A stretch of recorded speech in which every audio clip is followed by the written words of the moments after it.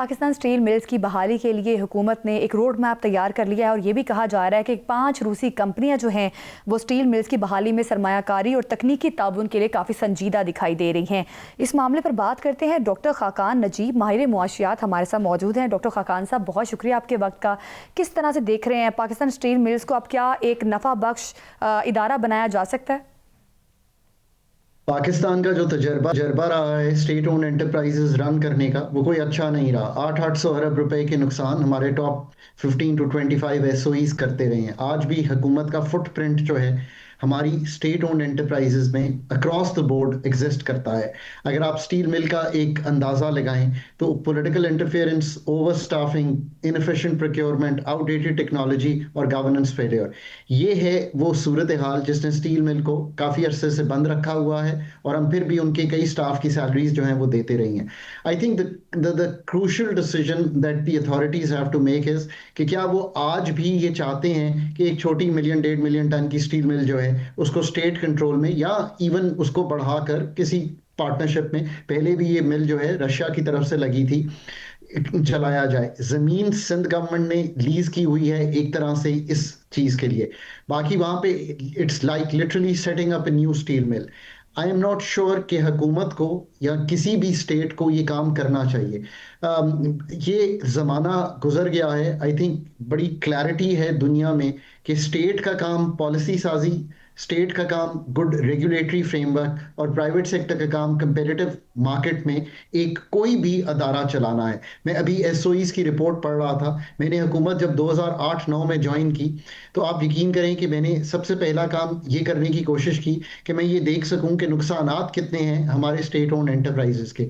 हमारे state own enterprises की इस वक्त जो फुटप्रिंट है वो कितना है। 85 स्टेट ओन एंटरप्राइजेस आज भी एग्जिस्ट करती हैं। अभी मैंने रिपोर्ट देखी, ये रिपोर्ट मैंने ही लिखना शुरू की थी। जो लेटेस्ट रिपोर्ट है वो ये कहती है कि मतलब मैं क्या कहूँ, एग्रीगेटेड लॉसेस 832 अरब रुपए के हैं। अब आप मुझे खुद बताइए कि मतलब 3,000 मिलियन यानी कि 3 अरब का डेली का नुकसान जो है हमारी ये स्टेट ओन एंटरप्राइज करती हैं, एक्यूमुलेटेड लॉसेस। जिसका मतलब है कि जो टॉप 25 हमारी स्टेट ओन एंटरप्राइजेस हैं, अगर इनके आप एक्यूमुलेटेड टोटल लॉसेस देखें तो आप हैरान हो जाएंगे कि ये 24 अरब डॉलर के हैं। You still want to run something in within the state framework?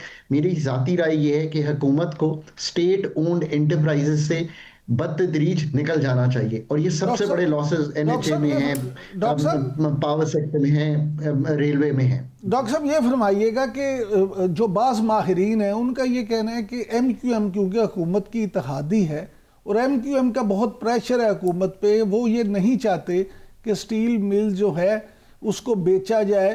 तो आप क्या समझते हैं, वाकई ही ये सियासी तौर पे हुकूमत एक और गलत फैसला करने जा रही है, या आप समझते हैं कि रूस के ताउन से दोबारा इसको वाकई ही फाल मिल के तौर पे चलाया जा सकता है? तो देखिए, एक तो बात यह है कि ये जो प्राइवेटाइजेशन में ये स्टील मिल बहुत अरसा पड़ी रही, अब लोगों को ये मालूम नहीं है। और उसके बाद प्राइवेटाइजेशन कमीशन ने इसको वापस कर दिया है टू द मिनिस्ट्री, सेइंग कि ये स्टील मिल जो है प्राइवेटाइज हो ही नहीं सकती। There is nothing left sir in that steel mill to cell.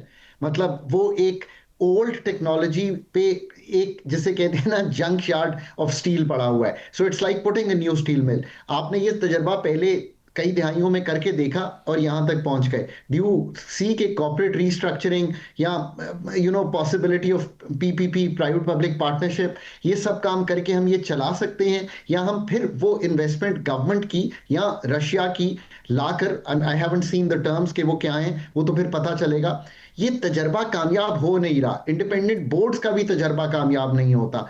जब मेरा 1% नहीं लगा होता इस प्रोजेक्ट में या किसी और प्रोजेक्ट में, तो मैं बोर्ड पर आकर अपनी वक्त गुजारना या इस डर से कि कोई लॉ एनफोर्समेंट एजेंसीज ना बाद में मुझे चेक करें, people don't take the hard calls. देखिए, जो पॉलिटिकल फोर्सेस है ना वो क्या चाहती हैं, let me explain this. I think हम इस चीज को भी गलत समझ रहे हैं। वो ये चाहती हैं कि उनके एरिया में, उनकी ज्यूरिस्डिक्शन में, उनकी पॉलिटिकल कॉन्स्टिट्यूएंसीज में नौकरियां क्रिएट हों।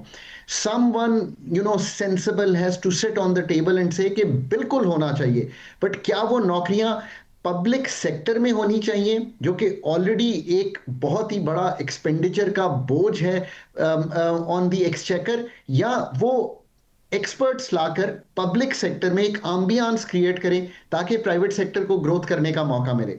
Late me put this to you, क्या बैंकों में नौकरियां बढ़ी हैं कि कम हुई हैं आफ्टर प्राइवेटाइजेशन? बढ़ी हैं। क्या सेलुलर कंपनीज नई आई हैं, उन्होंने नौकरियां क्रिएट की हैं जब प्राइवेटाइजेशन हुई पीटीसीएल की? हुई हैं। क्या के इलेक्ट्रिक के लॉसेस कम हुए हैं? क्या के इलेक्ट्रिक में नौकरियां बढ़ी हैं, कम हुई हैं? बढ़ी हैं। So just try and understand. मैं अब कराची की रिलेटेड मिसालें इसलिए दे रहा हूं कि when you go for expansion in the private sector, नौकरियां हमेशा, जैसे कारोबार बढ़ता है वो बढ़ती हैं। ये मैंने पाकिस्तान की ही प्राइवेटाइजेशन और स्टेट के निकलने की एग्जांपल्स दी हैं। सर आप बिल्कुल ठीक कह रहे हैं, लेकिन ये फरमाइएगा कि पाकिस्तान और चीन के दरमियान जो एग्रीकल्चर और लाइफ स्टॉक को लेके मुआहदे हुए हैं, आप क्या समझते हैं कि इससे टेक्नोलॉजी यहाँ मुंतकिल होगी? क्या उस शोबे में पाकिस्तान को फ़ायदा होगा? आई एम रियली ग्लैड कि आपने एग्रीकल्चर का जिक्र किया। अगर मैंने कल ये डिज़ाइन करना हो पाकिस्तान का एग्जिट फ्रॉम द IMF, ये एक बहुत इंपॉर्टेंट बात है जो इस वक्त हर वक्त होती है, I would hit agriculture as number 1। Why would I do that? Pakistan का इस वक्त 10 अरब डॉलर, $10 बिलियन की एग्री एंड रिलेटेड की इंपोर्ट है टुवर्ड्स पाकिस्तान। समझिए, 10 अरब डॉलर खर्च करते हैं अजनास और बाकी रिलेटेड फूड आइटम्स के मंगवाने के on the agriculture every year. Export करते हैं 6-7 अरब डॉलर, 3-4 अरब डॉलर का तो खसारा बुक करते हैं। नंबर 1, लेट से कि मैं 10 अरब डॉलर को किसी तरह अगले 3 साल में सिर्फ एक टारगेटेड, बहुत ही काबिल एग्रीकल्चर इकोनॉमिस्ट, एग्रीकल्चर साइंटिस्ट बिठाकर उनको ये कहूं, और वो पाकिस्तान की agri universities, Pakistan agriculture research council, NARC, इन सब पे मुश्तमिल हों। बिल्कुल डॉक्टर साहब, एग्रीकल्चर सेक्टर को मॉडरेट करने की ज़रूरत है। इवन तुर्क ज़राई टेक्नोलॉजी और पाकिस्तान एग्रीकल्चर कौंसिल के मबैन भी समझौता हुआ है, जो कि खुशाइंद है।